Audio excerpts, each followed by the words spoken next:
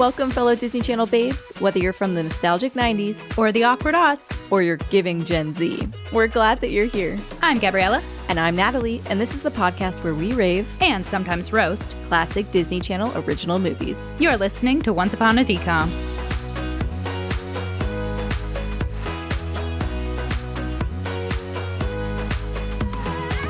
Hello and welcome to Once Upon a DCOM, the podcast that takes you down memory lane by rewatching your favorite Disney Channel original movies. My name is Natalie and this is my co-host Gabby. Happy Halloween season! Whoop whoop! We are both Disney lovers. We are randomly selecting a different Disney Channel original movie every single week to rewatch and to discuss. So last week we watched Camp Rock.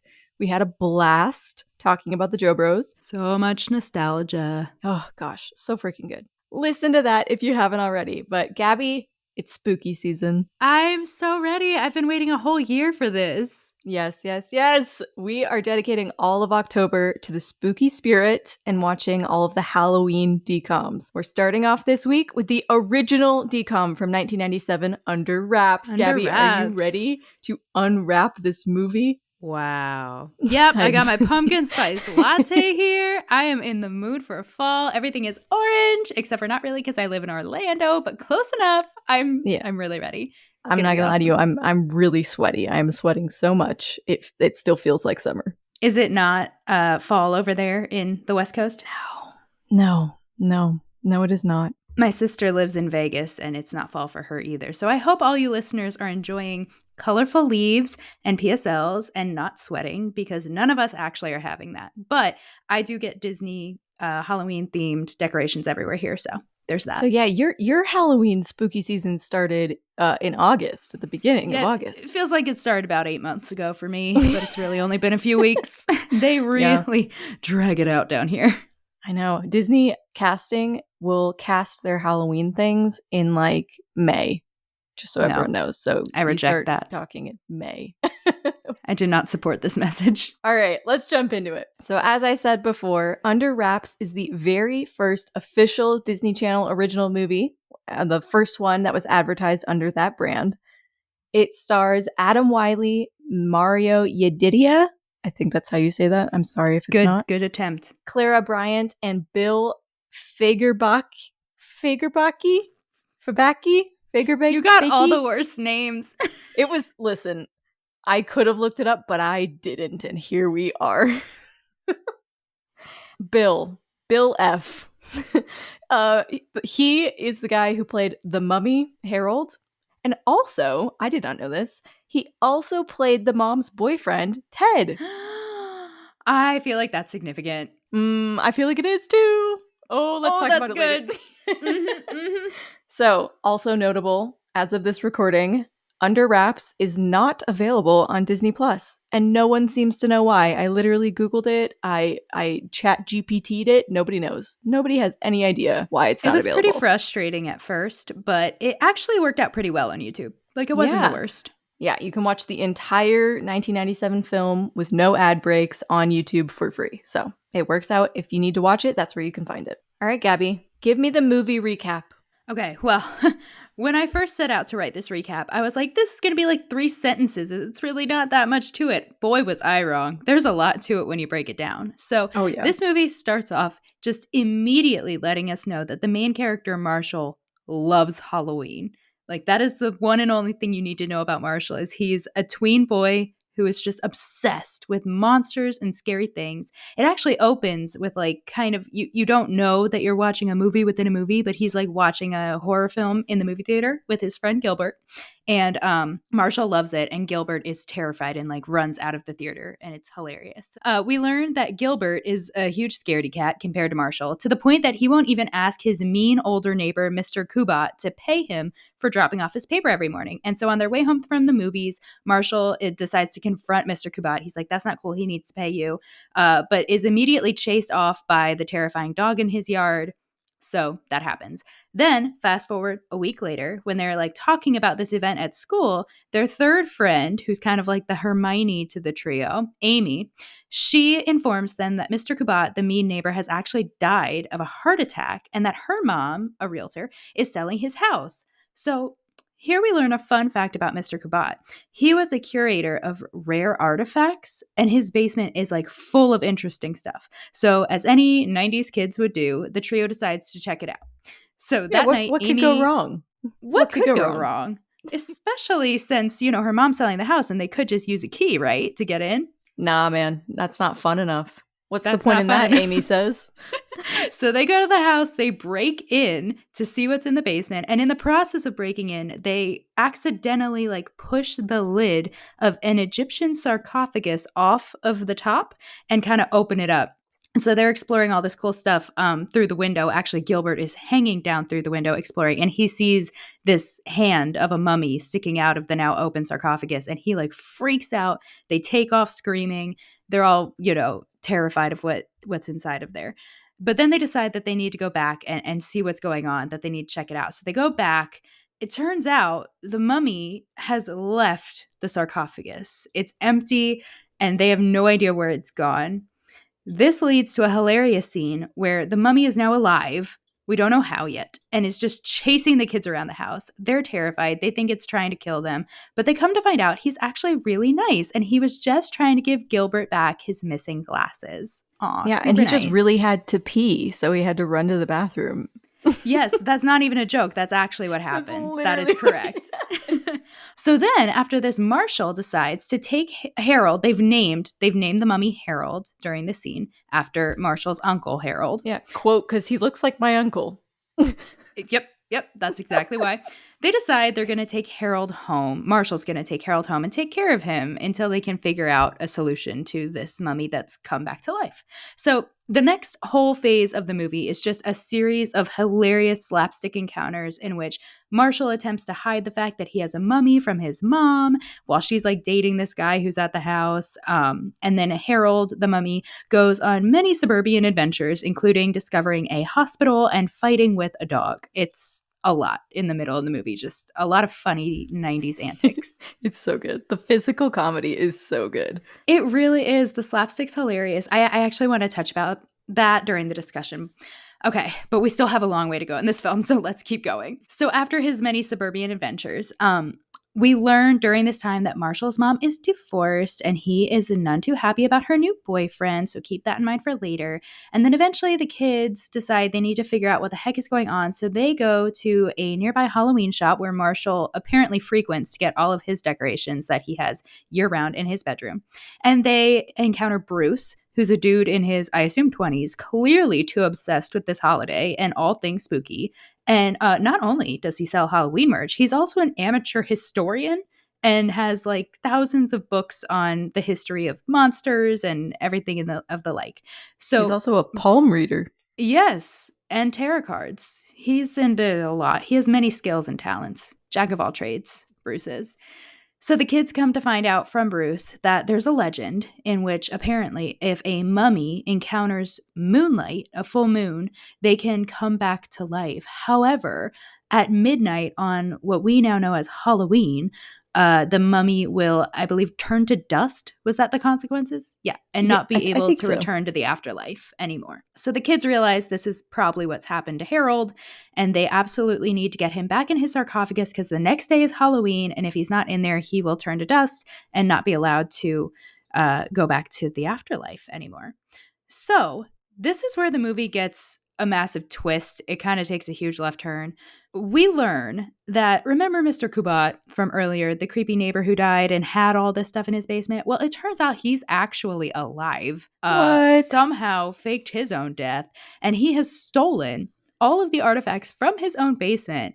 So now Harold is doomed because his sarcophagus is missing. They have no idea where it is. Kubat is off. We don't know his motives, but he wants Harold back badly to sell him for money. So the kids are like, what to do? We should go to a Halloween party. So they take Harold to a Halloween party to kind of try and figure this out. They think Bruce is at this party and Bruce, the historian guy, can maybe help them.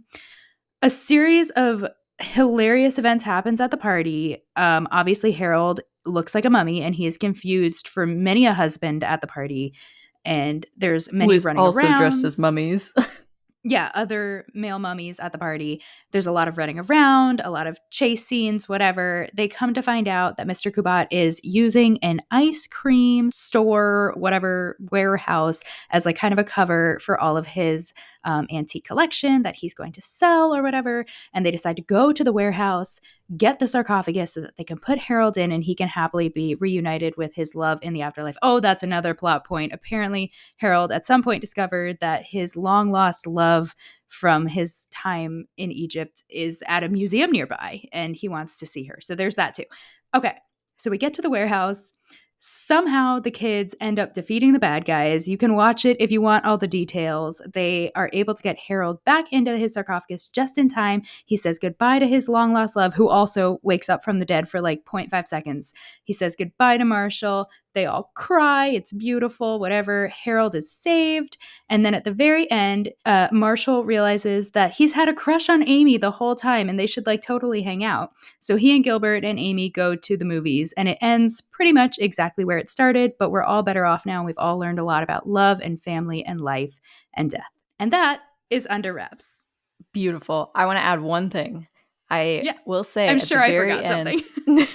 the only thing I can point out is that at the very end, Marshall talks to his mom and says, "Do you love this boyfriend of yours?" She's like, "Yeah, I kind of think I do." And he's like, "Well, I've recently learned that if you love someone, you shouldn't be apart from them. So I support it." Yes. And I think that's a really beautiful moment. I do too. Yeah, that was a great part of the movie. Sorry, I forgot that. I kind of ignored the whole thing with the mom and the boyfriend, although that is really significant for Marshall and for the plot. So do you want to start there in our discussion? Sure, yeah. I think it's really interesting that the same actor who played the boyfriend played the mummy. What is your interpretation of that, Natalie? Yeah, I had no idea until after finishing the movie and I was doing research for this. But that kind of put me in like this reflective, like, what does that mean? Why did they do that? And it was kind of this thought of like, maybe Marshall saw some of this father figure in the mummy, Harold. And that was reflective of like, look, he looks like a father figure because it's literally the same actor. But I think he starts to see him as like a friend and someone he wants to, be brave for and someone he wants to like step up to the plate for. And I kind of feel like that's the relationship that someone has with their dad, especially if they've been apart from their dad for a while. They want to like prove themselves as worthy of it, of love. And yeah, I don't know.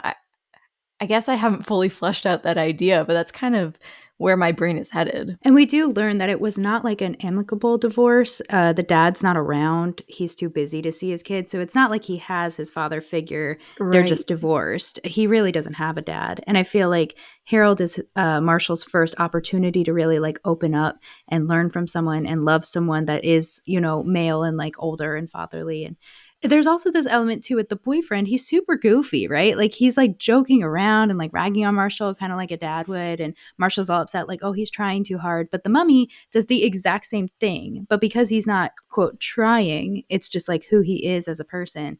Marshall loves that about him. And so I feel like it's easier for him to bridge the gap between the mummy and the boyfriend, whose name I forget, because they're both like really silly and goofy. Oh, yeah, Ted.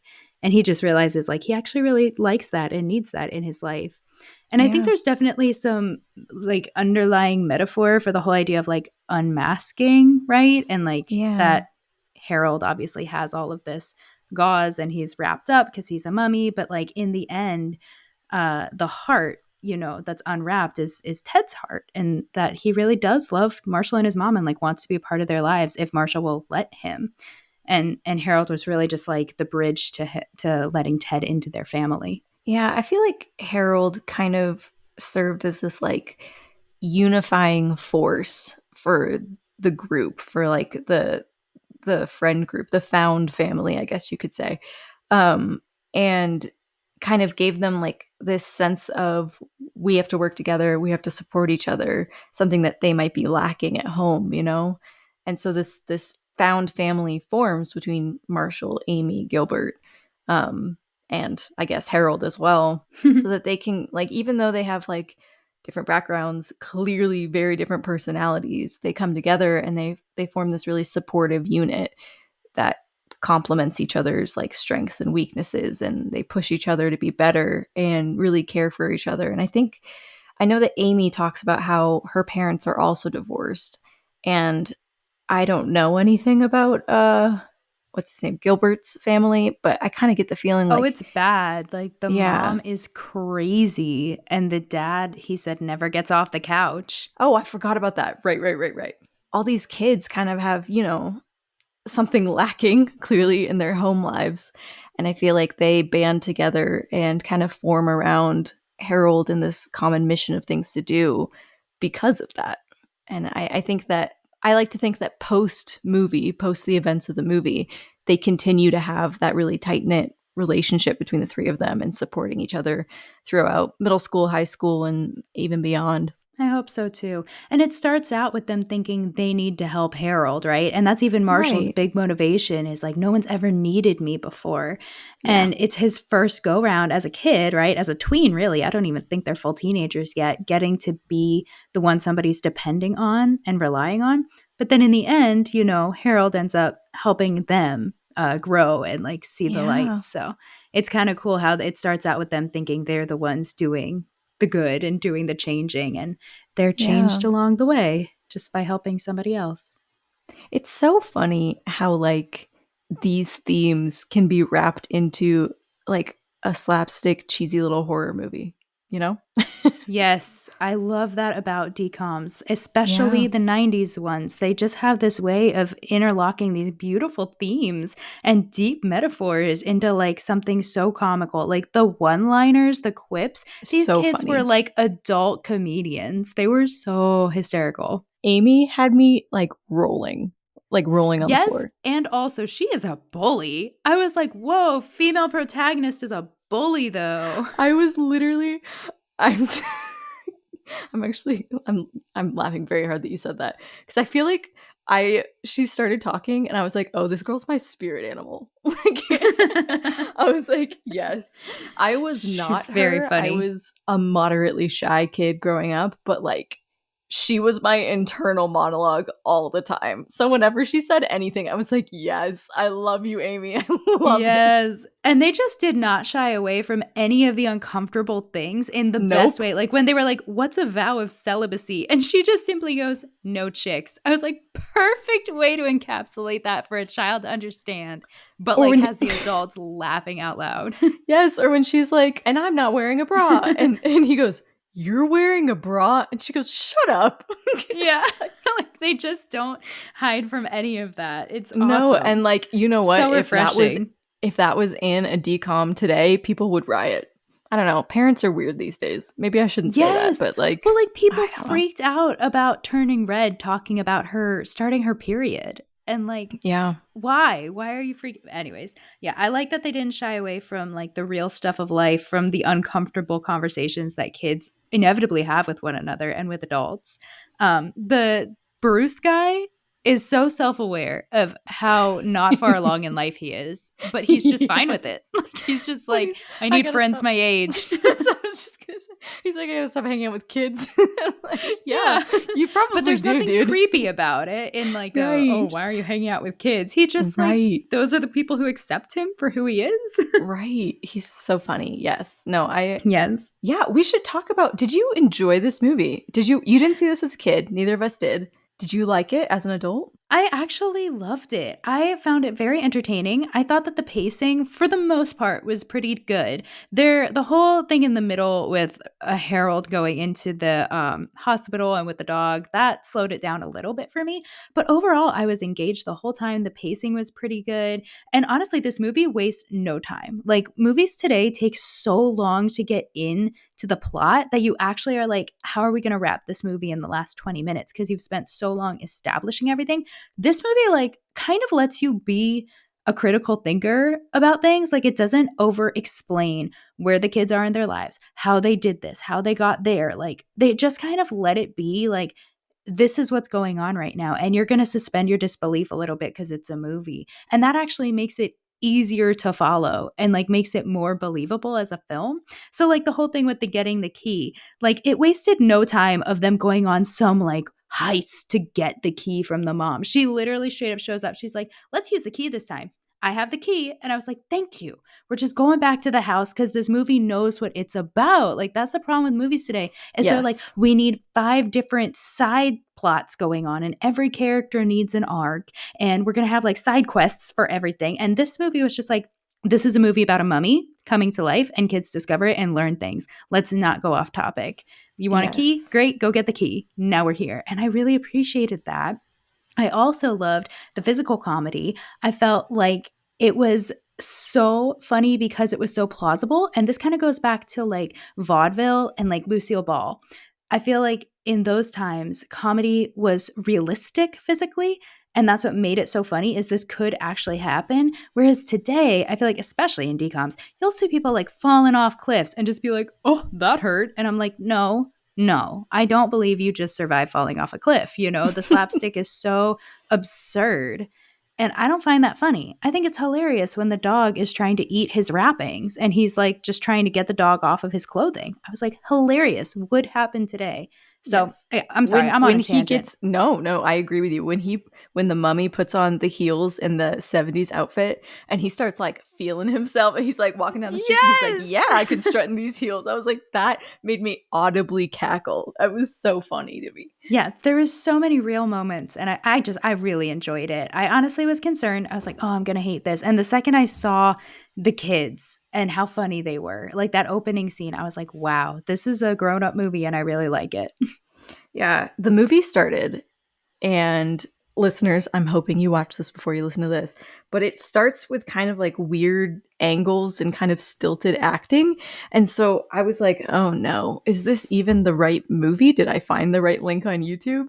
And then you realize, oh, they're watching a movie. And so you were watching the movie they were watching. I was like, oh, thank God. I thought it was this horrible angles the whole time and the bad acting.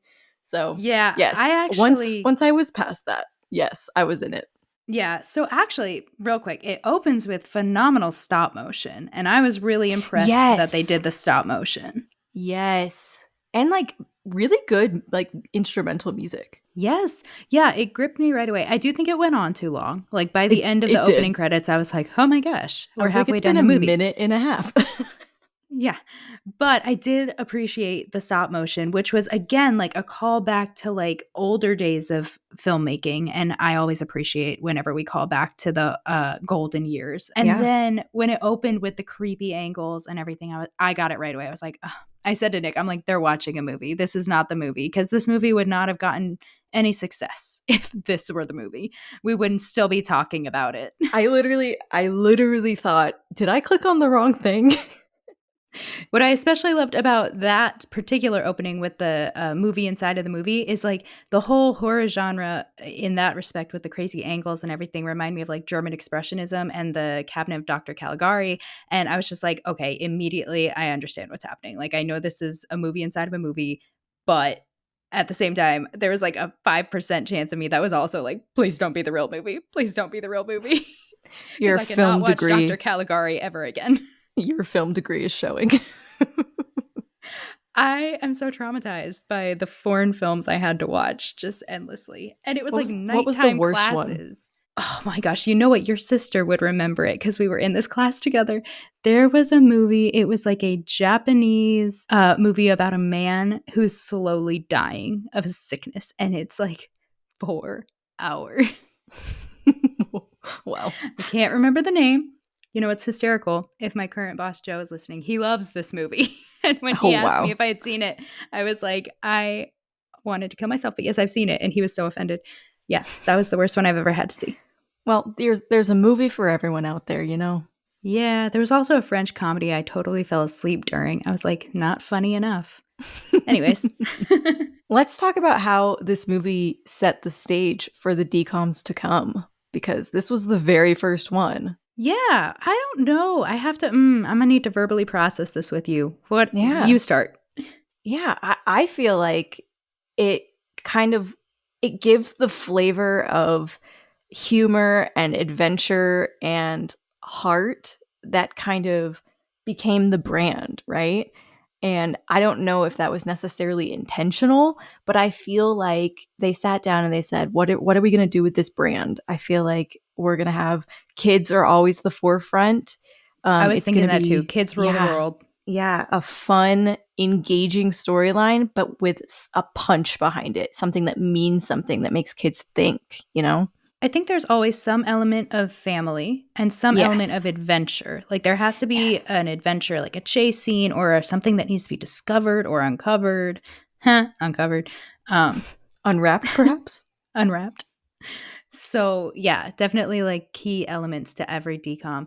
But I do feel like High School Musical changed the game in a big way because not only did the characters start to feel older around High School Musical time, that's also when they introduced the musical element. And now everything revolves around the musical genre, whereas before it was like kid adventure, possibly a bit like sci-fi. Obviously, High School Musical changed the game because it was perhaps the best film ever created, in my very humble opinion.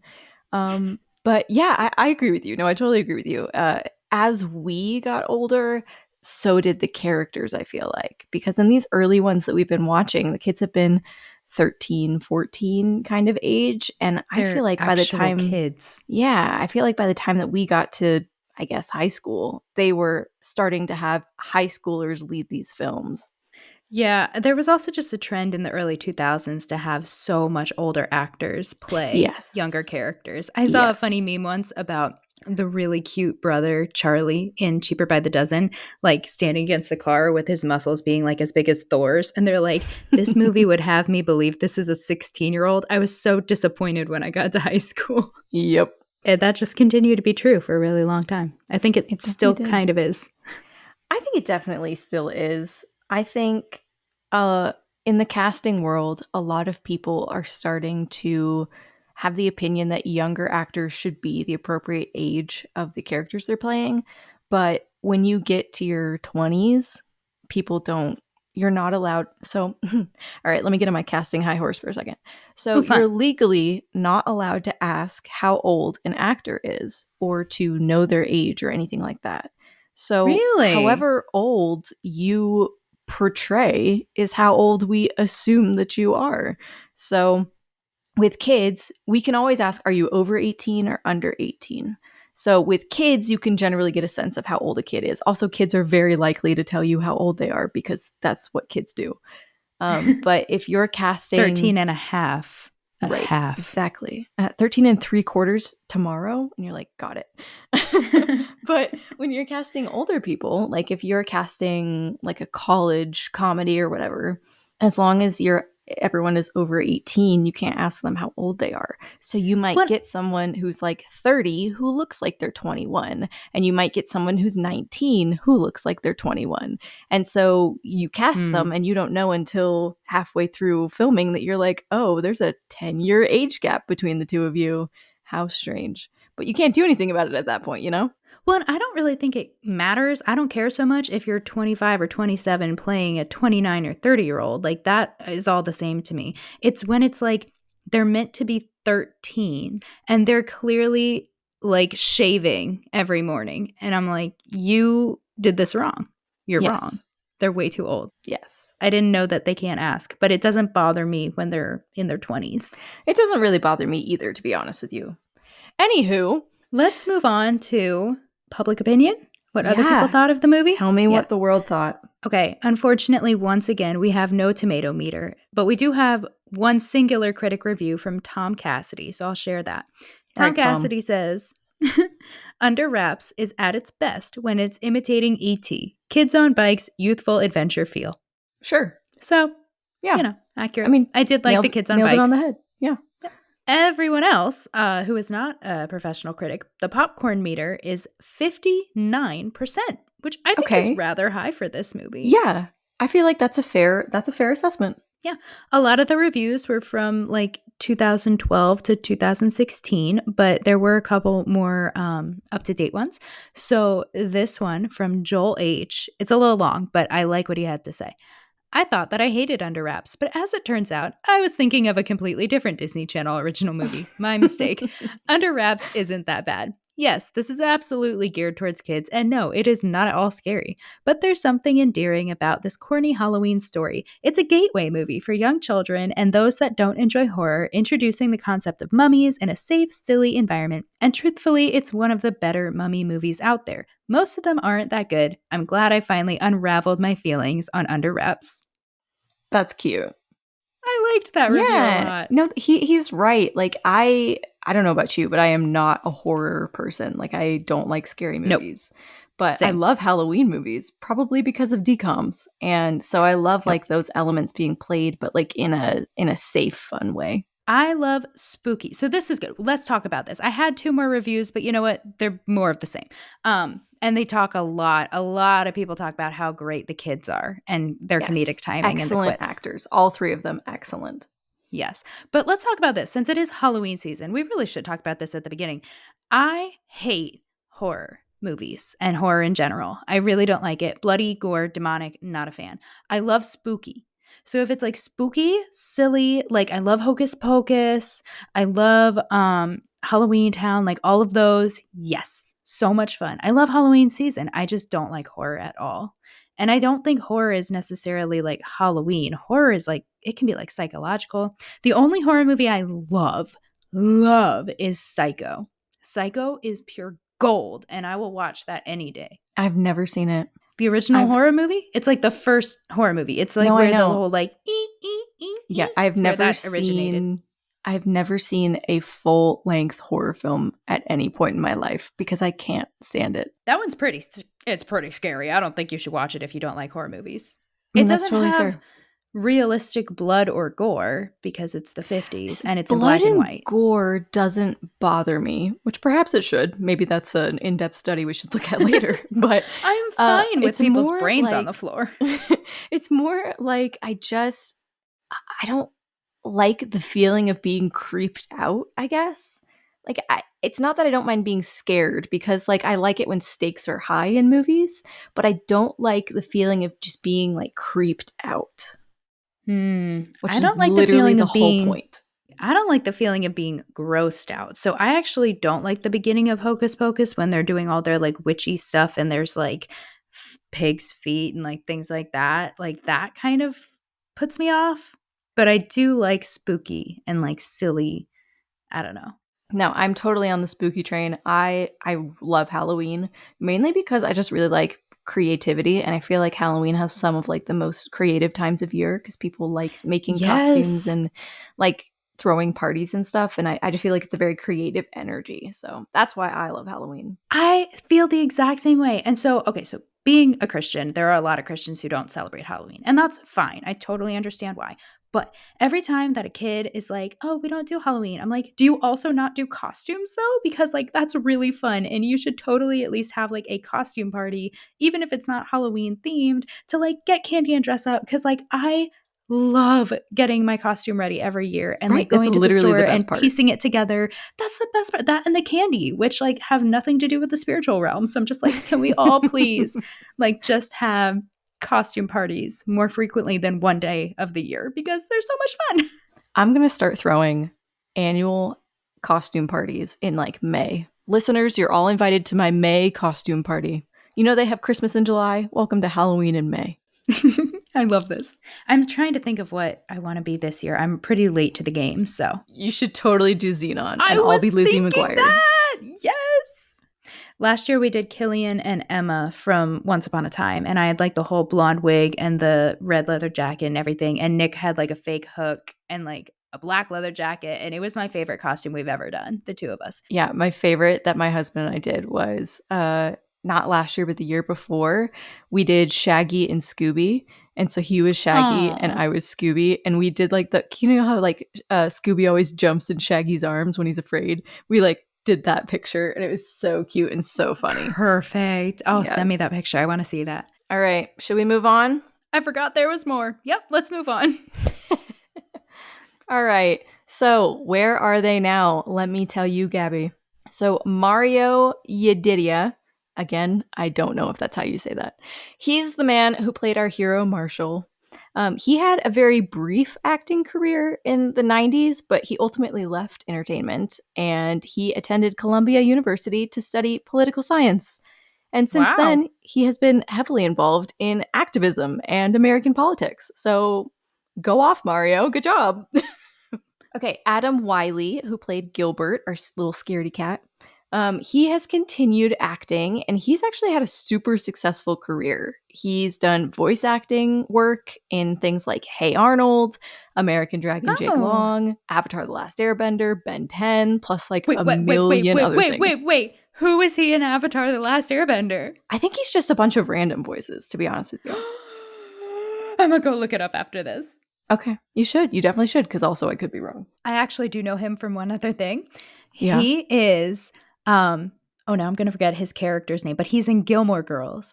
Yes! He's like the nerdy one who goes onto Broadway and then does their speech at graduation and is like, bum, bum. Yes. Yeah, Brad. He's Brad. Thank you for that excellent transition, because he is also a very frequently on stage actor. And he played Jack in the revival of Into the Woods on Broadway. That's hilarious. Is that why he left Gilmore Girls? And I don't know. They like wrote it in for real? I have no idea. And then he also played Bach in Wicked. So like homie's been on stage and doing really well for himself. I mean, you can tell he's really talented even in this movie as a child. Right. That makes so much sense. I need to look up after this, guys. Let me know in the comments if you know. Like, was the reason that his character is written out and back into Gilmore Girls because he went and did that? Because that's what they say in the show when he comes back, is like, I did a short stint on Broadway as Jack. I don't know, man. All right. I gotta find out. Go ahead. Next, my spirit animal, Amy, played by Clara Bryant. She went on to act in another DCOM called True Confessions in 2002. I've never seen it, but we will see it. Guess we will, yeah. Ultimately, though, she left acting and she became a lawyer. She focuses now on environmental law, and I can literally see her in a courtroom just absolutely dominating and doing so good as a lawyer. Okay, but what is with all of these women becoming lawyers after DCOMs? Because the same thing happened with the girl from Lizzie McGuire, and you said the same thing about her. I know. I feel like maybe it's just like they feel a sense of empowerment and like they're good at public speaking and they understand that they could be strong, independent women because the DCOMs showed them that they could be. Okay, but I'm seeing a trend. Old 90s DCOMs, actors go on to be lawyers and politicians. Current DCOM actors go on to be in jail. So what can we do different, Disney? Yeah. Finally, we have Bill Fagerbaki, Bill F, who played Harold. What are you doing? Fagerbaki. Anywho. This has been such a fun journey. Don't forget, he played the mummy Harold and also played Ted. Anyway, in case you didn't know, he was also already super famous by the time this movie rolled around.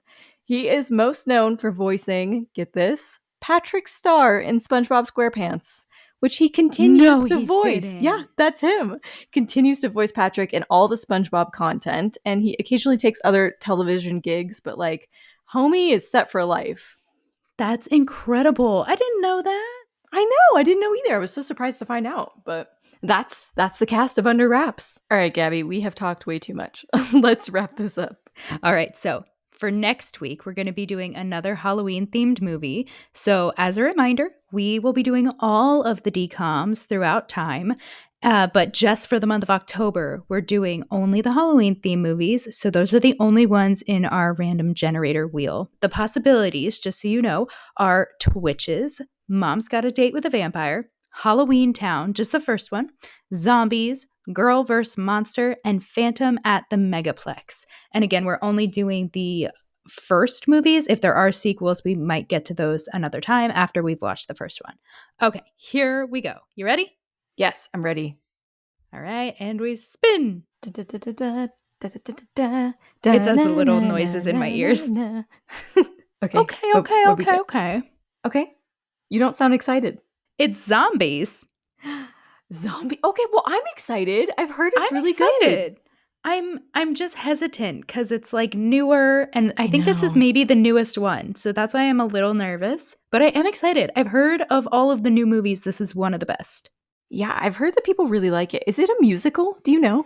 It has music in it. There is singing. There is not dancing. So it's like basically what I know is the girls I babysat told me there's not any dances we can learn like in Descendants, but there is music in it. So I think it's the kind of dancing where like they're walking around singing and dancing, you know. I can get pumped for another musical. Camp Rock put me in the mood. It's fine.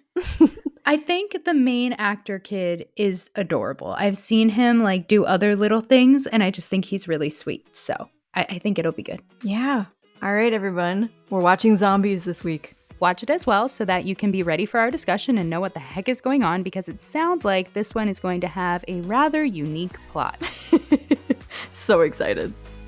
Thank you all so much for listening to this episode of Once Upon a DCOM. Like what you just heard? Leave us a rating and review. We'd love to hear your thoughts. Also follow us on Instagram and TikTok at onceuponadecom.podcast and share this podcast with your Disney-loving friends. A big thanks to Gabby for editing this whole podcast together. Thanks, friend. And don't forget to subscribe because there's always a new episode on the way. This is Gabriella. And Natalie. Signing off with a sprinkle of pixie dust. And a whole lot of nostalgia.